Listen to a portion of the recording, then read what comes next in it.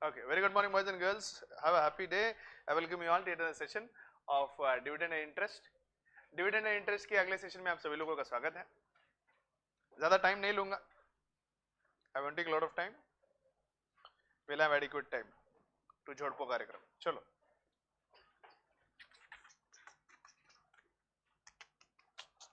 कल हमने legal provision start किए हैं. Legal provision regarding the dividend. Legal provision regarding dividend के अंदर पहला क्या देखा हमने? Source of payment of dividend. What did we start with the first point? Source of dividend. What did we start with the first point? Source of dividend. What is the source of dividend? There are various sources of dividend. Give reason की सबसे बहुत important है. Dividend is paid out of the profit. Agree or disagree? Whether you agree or disagree with the statement? Dividend is to be paid out of profits. Agree. We agree with the point that dividend is to be paid out of the profits, right?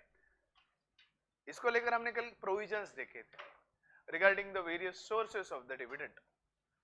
If you remember and recall, चार headings हमने देखे थे. What was the first heading? Dividend can be paid out of current year profit. Dividend can be paid out of previous year's profit. Dividend cannot be paid out of capital. Dividend cannot be paid out of capital, and dividend can be paid out of capital profit. Starting with the first point, dividend can be paid for the current year. Current year की अगर हम बात करें, if you talk about the current year, current year profit में से interest और tax के payment के बाद जो है हम डिविडेंड जो है वो डिक्लेयर कर सकते हैं. We can declare dividend out of the payment of the interest and the tax for the current year. After the payment of the interest and tax for the current year, we can pay dividend, right? Dividend can be declared out of current year profit. तो चालू साल में interest और tax के payment के बाद जो भी पैसा बचता है उसमें से अगर बोर्ड ऑफ डायरेक्टर चाहे तो डिविडेंड का पेमेंट हो सकता है. This is the first point we have. What is the second point we have? The second point says the dividend can be declared out of undistributed और accumulated profit of the last financial year. पिछले साल last financial year में company के पास अगर कुछ accumulated profit है या रिटेन प्रॉफिट है, उसमें से जो है हम डिक्लेयर जो है डिविडेंड कर सकते हैं. थर्ड पॉइंट कहता है dividend can be declared out of capital profits. Capital profits are those profit which are earned on the sale of capital asset. On selling and purchasing of capital assets whatever profit we earn is nothing but capital profit. और capital profit की जहां तक हम बात करते हैं, फिर जहां तक हम कैपिटल प्रॉफिट को लेकर बात करते हैं, capital profit can be utilised for the payment of the dividend provided three conditions are fulfilled. अगर तीन कंडीशन मीट होती है, if three conditions are met, then the capital profits can be utilized for the payment of a dividend. What are the three conditions to be fulfilled? First, the capital profit should be realized in cash. Second condition क्या कहता है? Capital profit should be permitted by the articles of association. तीसरा point क्या कहता है? The capital profit should remain even on the revaluation of the assets and liabilities. This was point number 3 about distribution of dividend out of capital profit. Dividend cannot be paid out of capital. Dividend cannot be paid out of capital. Capital में से जो है हम वो dividend कभी पे नहीं कर सकते. We can never pay dividend out of capital. Are we okay and fine? Are we okay and fine? तो ये सारे conditions थे regarding declaration of dividend out of profit. Regarding declaration of the dividend out of profit. Now legal provisions regarding declaration of dividend. Let's for example say in the current year we are having adequate profit for declaration of dividend and we have decided कि current year के profit में से हम dividend declare करेंगे, right? But the next point to be understood is legal provisions for the declaration of dividend. अब हमने तय किया है कि current year के profit में से हम dividend declare करेंगे. Dividend declare करना तय किया है, लेकिन dividend declare करते वक्त किन provisions का ध्यान रखना है ये अभी हमें समझना है. What are the provisions which need to be taken care of at the time of declaration of dividend? Current year profit में से हम डिक्लेयर कर रहे हैं डिविडेंड. करंट ईयर में 1 करोड़ का प्रॉफिट है, उस 1 करोड़ के प्रॉफिट में से हम डिविडेंड डिक्लेयर कर रहे हैं, लेकिन उस डिविडेंड को डिक्लेयर करते हो कौन से ऐसे लीगल प्रोविजन है जो कंपनी को फॉलो करने पड़ते, उसे हमें अभी जो है इसके अंदर डिस्कस करना है. Legal provision for declaration of dividend. Starting with the first point, board meeting. Starting with the first point, board meeting. The board meeting is to be conducted for declaration of dividend because the dividend is at the recommendation of the board of directors. The dividend is at the recommendation of the board of directors. Dividend is at the recommendation of the board of directors. Dividend is at the recommendation of the board of directors, and the board of directors have the authority, and the board of directors have an authority to decide on the dividend and dividend payment. Dividend और dividend payment को लेकर जिनको authority है वो है board of directors. एक बार board of directors ने तय कर दिया कि डिविडेंड देना है, so that recommendation will be given by the board of directors. But obvious, shareholder declare कर सकते हैं या recommend कर सकते हैं. There is difference between recommendation and declaration. Okay, recommendation can be by the board of directors, but the approval is by shareholders. Can the shareholders approve a dividend at a rate higher than recommended by the board of directors? No.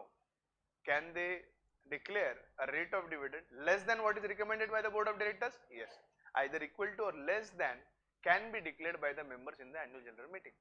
Dividend देने का निर्णय होता है board meeting में, और dividend actual में पे करना है. डिविडेंड एक्चुअल में पे करना है, ये कहां पर जाने वाला है? ये किसके अधिकार में जाएगा? एनुअल जनरल मीटिंग में. तो बोर्ड मीटिंग हमने ले ली, डिविडेंड देना है हमने तय कर लिया, रिकमेंडेशन ऑफ डिविडेंड दे दिया, लेकिन उसके डिक्लेरेशन के लिए अप्रूवल कहां लगेगी? एनुअल जनरल मीटिंग में. तो पहली बोर्ड मीटिंग होने के बाद दूसरे स्टेप में क्या करना होगा? एनुअल जनरल मीटिंग कंडक्ट करना. इसी हिसाब से सीक्वेंस आता है. पहला sequence, dividend can be declared only on the recommendation of the board of directors. Board meeting shall be called to pass a resolution about the rate of dividend and amount dividend to be paid. Dividend का क्या rate है? Rate of dividend and the amount of dividend to be paid. Book closure date for dividend. Dividend pay करने का क्या book closure date है वो? Date of annual general meeting. कौन से डेट पे एनुअल जनरल मीटिंग कंडक्ट की जाएगी जहां पर ये रिकमेंडेड डिविडेंड अप्रूव करवाया जाएगा? Bank which separate account should be open to remit the dividend amount. Whatever dividend is declared, the amount of dividend should be immediately deposited into a separate bank account, जिसे हम dividend account कहते हैं. और उस dividend account में एक बार पैसा आपने जमा करवा दिया, वो सिर्फ डिविडेंड पेमेंट के लिए ही इस्तेमाल किया जा सकता है. ऐसा नहीं कि अनपेड अनक्लेम डिविडेंड है तो उसका हम पैसा वापस ले ले, ऐसा नहीं चलेगा, ऐसा नहीं चलने वाला. आगे हम अनपेड अनक्लेम डिविडेंड पे आएंगे.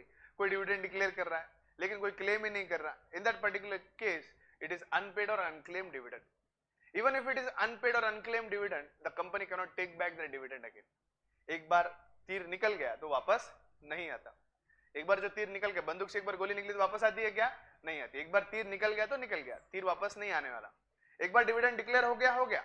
एक बार डिक्लेयर करने के बाद अगर कोई क्लेम नहीं भी करता तो हम ये नहीं बोल सकते कि नहीं हमें हमारा डिविडेंड जो है वापस दे दो.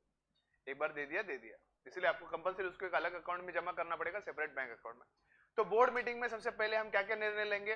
What is the rate and amount of dividend. दूसरा हम पॉइंट क्या सोचेंगे? What is the book closure date of dividend. Dividend जो डिक्लेयर करना है. अब बुक क्लोजर डेट का अहमियत समझो. 31st of January 2021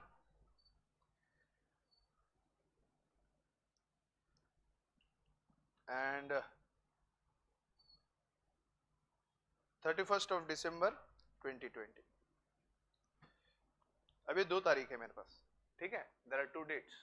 now understand the importance of book closure date. Book closure date का इंपॉर्टेंस समझो. Let's for example say Ishita is owning shares of a company and she is the member of the company on 31st of December 2021, right? 31 दिसंबर 2021 को इशिता जो है वो member है, right? लेकिन 31 जनवरी 2021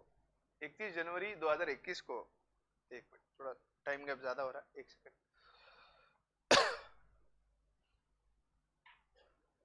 1st of March 2021, 31st of March 2021.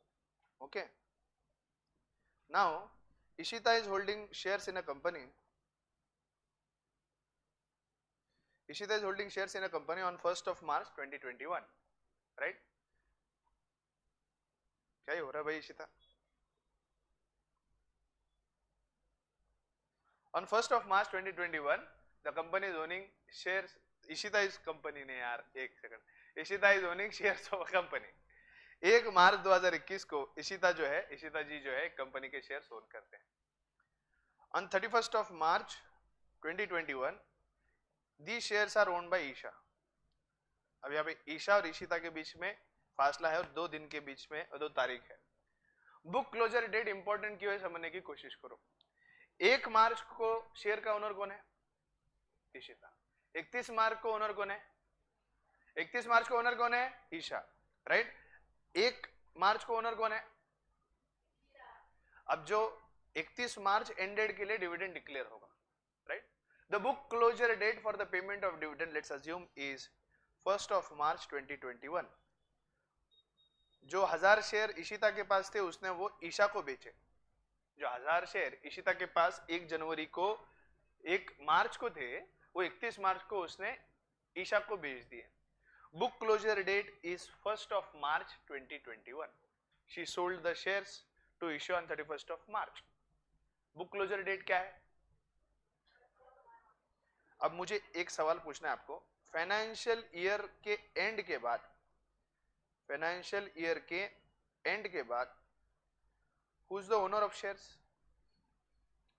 Isha is the owner of the shares. But book closure date पे member कौन था? तो डिविडेंड किसे जाएगा?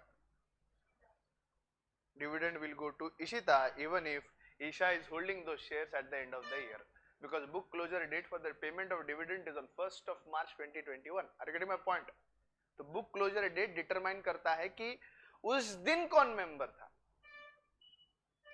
बुक क्लोजर डेट का यहाँ पे इंपॉर्टेंस क्या है कि जिस दिन क्लोजर डेट हुई उस आखिरी दिन में रजिस्टर ऑफ मेंबर्स में जिन लोगों का नाम होगा बतौर मेंबर उन्हीं को शेयर का डिविडेंड दिया जाएगा। साल के एंड में ओनर कौन है? ईशा है, लेकिन बुक क्लोजर डेट 1 मार्च है। उस वक्त रजिस्टर ऑफ मेंबर्स में नाम किसका है? ईशा है या ईशिता है? ईशिता है। तो डिविडेंड किसे जाएगा साल का पूरा? ईशिता को। क्या वो ईशा को जाएगा क्या? नहीं।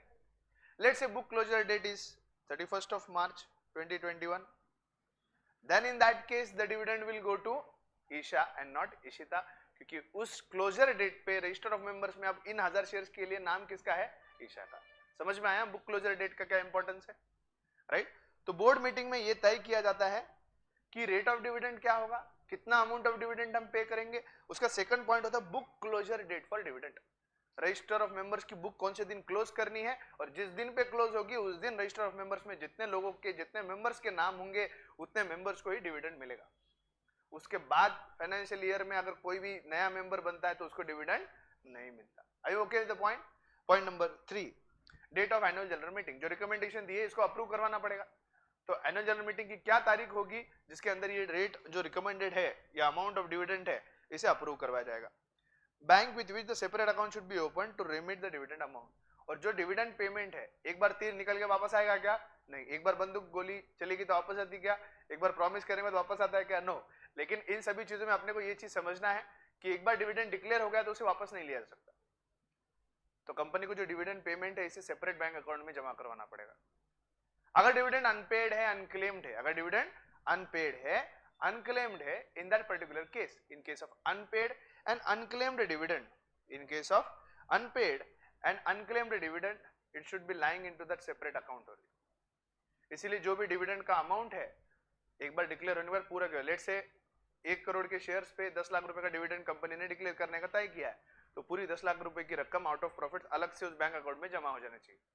अगर उसमें से मान लो 8 लाख रुपए का डिविडेंड पे हो चुका है, 2 लाख रुपए का डिविडेंड अनक्लेम्ड है, कंपनी नहीं बोल सकती हमारा प्रॉफिट है हमको वापस दे दो। नहीं, एक बार दे दिया, वो वापस कंपनी अपने पास नहीं ले सकती। इसलिए सेपरेट बैंक अकाउंट में जो है डिविडेंड का पेमेंट करना पड़ता है। पहला पॉइंट क्लियर है। बोर्ड मीटिंग, बोर्ड मीटिंग में क्या करते हैं? रेट और अमाउंट फिक्स करते हैं, फिर उसके बाद क्लोजर डेट तय करते हैं, फिर उसके बाद date of annual general meeting तय करेंगे, और चौथा पॉइंट है सेपरेट बैंक अकाउंट नाम बताएंगे जिसमें हम पैसे जमा करने वाले। Point number 2, share holders approval. Recommendation किसका है? बोर्ड ऑफ डायरेक्टर्स का। अप्रूव कौन करेगा? मेंबर। कहां अप्रूव करेंगे? एनुअल जनरल मीटिंग में। रिकमेंडेशन रेट से ज्यादा डिविडेंड है, कम है, कैसा? रिकमेंडेशन 10% है, डिक्लेयर्ड 15% हो सकता है? नहीं, either it can be equal to or less than what is recommended by the board of directors. Dividend is approved by the shareholder by passing an ordinary resolution. Dividend approval के लिए क्या करना पड़ेगा? Ordinary resolution. Ordinary resolution कहां से आता है बेटा वैष्णवी? कितना वोटिंग लगता है? 51 से ज्यादा, नॉट 50, नारे नाना 50-50, आधा मेरा आधा उसका, ऐसे ना, तो 51-49, 51 आना चाहिए ऑर्डिनरी रेजोल्यूशन के लिए. If ordinary resolution is passed by 51%, if ordinary resolution is passed by 51%, then we can say that the resolution is passed by an ordinary resolution. Share can declare lower rate of dividend than what is recommended by the board, but not higher than that. Right? Shareholders can declare a lower rate of dividend than what is recommended by the board, but not higher than that. 10% अगर recommend है तो 10% ही maximum जो है declare किया जा सकता है. 12%, 15% rate of dividend declare नहीं किया जा सकता. Once the dividend is declared, the general meeting, it cannot be revoked. Company is not permitted to declare it second time in that year. एक बार डिविडेंड डिक्लेयर हो गया, कंपनी वापस से दूसरी बार उसी साल में डिविडेंड डिक्लेयर नहीं कर सकती. यानी डिविडेंड डिक्लेरेशन साल में एक ही बार हो सकता है. Final dividend, I am not talking interim dividend. बीच में, साल के बीच में अगर कुछ बोनस देना है तो कहां से आएगा? Interim dividend. लेकिन फाइनल डिविडेंड जो है वो साल में सिर्फ एक ही बार डिक्लेयर हो सकता है, और एक बार डिक्लेयर कर दिया तो उसे वापस रिवोक या कैंसिल नहीं किया जा सकता. नेक्स्ट पॉइंट है सेपरेट बैंक अकाउंट. बहुत इंपॉर्टेंट पॉइंट है. Dividend once declared has to be paid. Dividend एक बार डिक्लेयर कर दिया तो फिर उसे पे करना बहुत जरूरी है. इसके लिए जो भी डिविडेंड डिक्लेयर होता है उस डिविडेंड के अमाउंट को हम सेपरेट बैंक अकाउंट में जमा करवाते हैं. We deposit that amount of the dividend into a separate bank account.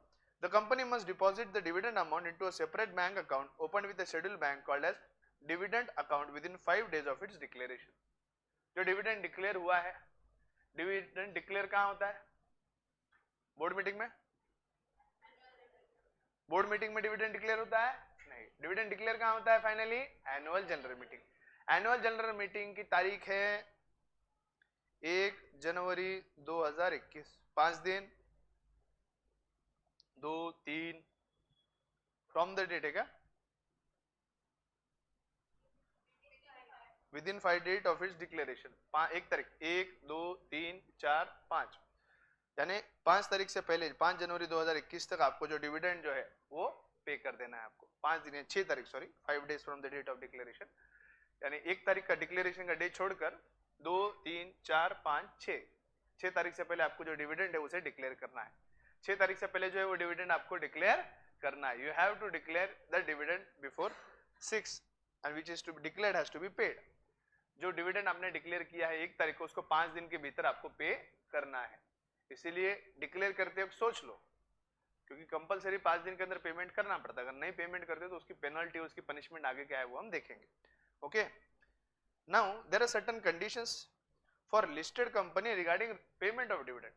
Now what is a listed company? Which is listed on one of the recognized stock exchange. जो company किसी एक recognized stock exchange पे listed है उसे हम listed company कहते हैं. जैसे BSE NSE पे ट्रेड होने वाले सारे कंपनी listed company है, और उन listed company को payment of dividend को लेकर क्या क्या conditions है हमें देखना है. Where the company shares are listed on the stock exchange, additional requirement with respect to listing agreements must be followed. Like additional कुछ conditions है जो हमें फॉलो करने हैं, एक लिस्टेड कंपनी को फॉलो करने हैं. That we have to see. Starting with the first point, notify the stock exchange where the company securities are listed at least 2 days in advance to the date of the meeting of the board at which recommendation of the final dividend is to be considered. जिस board meeting में recommendation जा रहे हैं, अब normally dividend declare करने का अधिकार किसे है? बोर्ड ऑफ डायरेक्टर्स को. आमतौर पे बोर्ड ऑफ डायरेक्टर्स के पास अधिकार है और उन्हें किसी भी सलाह मशवरा या राय, किसी को पूछताछ या किसी के समक्ष, किसी के विटनेस में बताने की जरूरत नहीं है कि हम क्या कर रहे हैं क्या नहीं. लेकिन अगर एक लिस्टेड कंपनी है तो जिस बोर्ड मीटिंग में डिविडेंड का रिकमेंडेशन होने वाला है, उस बोर्ड मीटिंग के तय तारीख से 2 दिन पहले आपको स्टॉक एक्सचेंज को इन्फॉर्म करना पड़ेगा कि आने वाले 2 दिन के बाद जो मीटिंग होने वाली है उसके अंदर हम डिविडेंड को रिकमेंड करने वाले हैं. अगर जरूरत पड़ी तो सेबी अपना एक रिप्रेजेंटेटिव उस मीटिंग में भेज देता है देखने के लिए कि डिविडेंड डिक्लेरेशन को लेकर सारी प्रक्रियाओं का पालन, रिकमेंडेशन का लेकर पालन उस बोर्ड मीटिंग में ठीक तरह से हो रहा है या नहीं हो रहा है. So it should be inform to SEBI 2 days prior to the board meeting in which the recommendation of dividend has to be done. Right? पहला पॉइंट यहाँ पे हाईलाइट करके रखो. At least 2 days in advance the date of the meeting of the board, right. किससे notify करना है हमें? Notify the stock exchange, notify the stock exchange at least 2 days in advance to the date of the meeting of the board. Okay, intimate the stock exchange immediately about declaration of dividend after the board meeting. ऐसा खत्म होते phone लगाने का, hello हाँ SEBI declare कर लेला अभी अभी अभी के अभी, हाँ अभी के अभी कर दिया हमने डिक्लेयर, 10% हमारा डिविडेंड डिक्लेयर है, बोल ले खत्म। इमीडिएटली कॉल करने का, इमीडिएटली इन्फॉर्म करने का, मतलब जिस दिन मीटिंग हुई उस मीटिंग के दिन ही इन्फॉर्म करना है, जिस दिन मीटिंग हुई उस मीटिंग के दिन ही इमीडिएटली इन्फॉर्म करना है। You have to inform immediately on that particular date. SEBI को जो है उसी दिन आपको, स्टॉक एक्सचेंज को जो है उसी के दिन जो है आपको इन्फॉर्म करना है।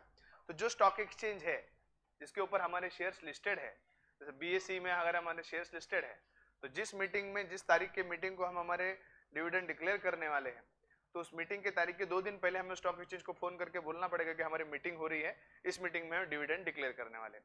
और 2 दिन के बाद एक्चुअल में जब मीटिंग होगी, मीटिंग होते ही जो कुछ भी रिकमेंडेशन होगा उसका भी इंटीमेशन इमीडिएटली जाना चाहिए कि हमने आपको इन्फॉर्म किया था कि 2 दिन के बाद इस मीटिंग में हम रिकमेंडेशन देने वाले थे। आज जो मीटिंग पूरी हो चुकी है, हमने तय किया है कि 10% डिविडेंड हम डिक्लेयर करने वाले हैं। उनको बता के करना है सब चीजें, क्योंकि स्टॉक एक्सचेंज के ऊपर जो लिस्टेड कंपनी होती है उनके ऊपर कंट्रोल किसका होता है? उस स्टॉक एक्सचेंज का होता है। Give a notice of book closure to the stock exchange at least 7 working days before the closure. थोड़ा किचकट है कंडीशन, समझने की कोशिश करो। अब बुक क्लोजर डेट का इंपॉर्टेंस तुमको समझ में आया। ईशा और इशिता में डिविडेंड किसको मिलेगा, ये किसके ऊपर तय है? बुक क्लोजर डे के ऊपर। क्या वो ईशा को मिलेगा, क्या वो इशिता को मिलेगा, ये सब किसके ऊपर डेट है? Date of book closure. तो अब समझ लो, हमने तय किया है 31 मार्च 2021 को हम क्लोजर करेंगे। अब स्टॉक एक्सचेंज को 7 दिन प्रायर इन्फॉर्म करना पड़ेगा, यानी इन्फॉर्म कब करना है उन्हें? 24 मार्च तक आपको इन्फॉर्म करना पड़ेगा कि हम 31 तारीख को क्लोजर करने वाले हैं। क्यों? क्योंकि स्टॉक एक्सचेंज हमारे सारे ऑनलाइन या बेनिफिशियल ओनर या डीमैट फॉर्म वाले ट्रेडिंग का पूरा रोका जोका रखते हैं। Who is a member? Member is one whose name appears in the register of members और who is a beneficial owner as per the records of the depositories. तो डिविडेंड सिर्फ फिजिकल ओनर को जाएगा या ऑनलाइन डीमैट वालों को भी जाएगा? तो हमें क्लोजर लिस्ट किसकी लगेगी? रजिस्टर ऑफ मेंबर्स की लगेगी या बेनिफिशियल ओनर्स की भी लगेगी? दोनों की लगेगी। इसीलिए उनको 7 दिन पहले इन्फॉर्म करना पड़ेगा कि आपको भी 31 तारीख को क्लोजर करना है और 31 तारीख को ऑनलाइन में जितने भी बेनिफिशियल ओनर है उनके नाम हमें दीजिए। रजिस्टर ऑफ मेंबर्स में हम सबके नाम देखेंगे और उसके हिसाब से हम जोड़ लेंगे। लेट्स फॉर एग्जांपल से किरण भी एक शेयर होल्डर है 1 मार्च और उन्होंने भी शेयर्स अपने जो है गायत्री को बेचे और Gayatri is the beneficial owner of the shares as on 31 March. Esha is the owner of the shares as per register of members. Gayatri is the owner as per beneficial owner as per the records of the depository. Dividend का closure date है 31 मार्च। Dividend किसको मिलेगा? किरण या इशिता को या ईशा और गायत्री को? ईशा को मिलेगा और गायत्री को मिलेगा, लेकिन क्लोजर डेट जरूरी है। What is important is closure date. What is important is closure date. What is important is closure date. इसलिए क्लोजर डेट बेनिफिशियल ओनर्स की पता करने के लिए हम उन्हें इन्फॉर्म करते हैं कि 7 दिन पहले जो है आप अपनी क्लोजिंग की जो प्रक्रिया है शुरू कर दो, क्योंकि 31 तारीख को हमें क्लोजर करना है, जिसके मुताबिक बेनिफिशियल ओनर के नाम हम असर्टेन करके उन्हें डिविडेंड पेमेंट कर सकते हैं। Right. Close the register of members and transfer register. Register of members को क्लोज करो और ट्रांसफर रजिस्टर को क्लोज करो। रजिस्टर ऑफ मेंबर्स को क्लोज करो और ट्रांसफर रजिस्टर को क्लोज करिए, क्योंकि ये दोनों का क्लोज करना बहुत जरूरी है। ट्रांसफर ऑफ रजिस्टर अगर क्लोज नहीं करे, रजिस्टर ऑफ मेंबर्स को क्लोज नहीं करे, तो हमें एग्जैक्टली पता नहीं चलेगा कि उस क्लोजर डेट पे एग्जैक्टली मेंबर कौन है। हमने ट्रांसफर रजिस्टर को ओपन रखा है 31 मार्च को। 31 मार्च को गायत्री ने वापस से वही शेयर जो है हर्षदा को बेच दिए। तो ऐसे केस में अगर जब तक ट्रांसफर रजिस्टर क्लोज नहीं करेंगे, उस एग्जैक्ट डे पर गायत्री को डिविडेंड जाएगा या हर्षदा को डिविडेंड जाएगा, ये हम बता पाएंगे क्या? नहीं। उसी एक ही दिन में वापस हर्षदा ने वो शेयर सुहास को बेच दिए, सुहास ने वो शेयर कोले को बेच दिए। अब ये चारों को सब जो ट्रांजैक्शन है वो एक ही दिन में। Exactly how do we define कि इन चारों में से डिविडेंड किसे जाएगा? क्योंकि चारों को भी शेयर्स कब ट्रांसफर हो रहे हैं, उसे एक सिंगल डे में हो रहे हैं ना। अब स्टॉक एक्सचेंज के अंदर एक ही दिन में कितने बार शेयर्स खरीदे जाते हैं और बेचे जाते हैं, इसीलिए ट्रांसफर को क्लोज करना जरूरी है। जब तक आप ट्रांसफर को क्लोजर डेट पे क्लोज नहीं करोगे तब तक आप एग्जैक्टली नहीं बता पाओगे कौन सा बेनिफिशियल ओनर है या कौन सा मेंबर है जिसे ये डिविडेंड जाएगा। Are you getting my point? इसलिए ट्रांसफर रजिस्टर को क्लोज करना पड़ेगा आपको, और राइट रजिस्टर ऑफ मेंबर्स को भी एक दिन प्रायर हम क्लोजर डेट के क्लोज करते हैं। 31 तारीख को अगर क्लोजर है तो 30 तारीख से ही हम ट्रांसफर लेना बंद कर देते हैं, 30 तारीख से हम रजिस्टर ऑफ मेंबर्स में चेंज करना बंद कर देते हैं, ताकि फिर 31 तारीख को उसका नाम वहां पर दिखाई दे। इसीलिए 30 तारीख के लास्ट शाम तक जितना ट्रांजैक्शन हो उतना होता है, फिर उसके बाद ट्रांसफर को पूरा क्लोज कर दिया जाता है। Are you getting my point? फिर उसके बाद भले ही 31 तारीख को, जैसे 30 तारीख के शाम को गायत्री के नाम पे शेयर्स है, राइट, 31 तारीख को गायत्री ने हर्षदा को बेचे, हर्षदा ने सुहास को बेचे, सुहास ने कोल्हे को बेचे। 31 तारीख के शाम को, 31 तारीख के शाम को who is the beneficial owner? Shravani is the owner. लेकिन उसके पहले दिन जब क्लोजर हुआ ट्रांसफर का, तब ओनर कौन था? गायत्री। डिविडेंड किसे जाएगा? गायत्री को जाएगा। Are you getting my point? Right, it must use electronic mode of payment such as ECS और NFT as approved by the Reserve Bank of India. जो डिविडेंड पेमेंट है, उस डिविडेंड पेमेंट के लिए ECS या NFT का mode इस्तेमाल करके हमें ऑनलाइन पेमेंट करना चाहिए। एक लिस्टेड कंपनी को कंपलसरी पैसा जो ऑनलाइन पेमेंट के द्वारा डिविडेंड का पेमेंट करना है, लेकिन एक अनलिस्टेड कंपनी को डिविडेंड कैसा पे करना है? It is to be paid in cash. An unlisted company has to pay dividend in cash, and a listed company can pay the dividend in the form of electronic form, right? Listed company has to express the dividend on per share basis only. Dividend per share basis ही उन्हें जो है वो denote करना पड़ता है। दूसरे unlisted company के जैसे नहीं बोल सकते the dividend declared is 10 lakh rupees, ऐसा नहीं। They have to specify the dividend declared is 10 rupees per share, 5 rupees per share, ऐसे उनको स्पेसिफिकली वहां पे स्पेसिफाई करना होगा। Are you getting my point? Are you getting my point? So these are conditions regarding opening a separate bank account. A separate bank account is to be opened जहां पर dividend amount को जो है वो transfer किया जाता है। अभी ओके?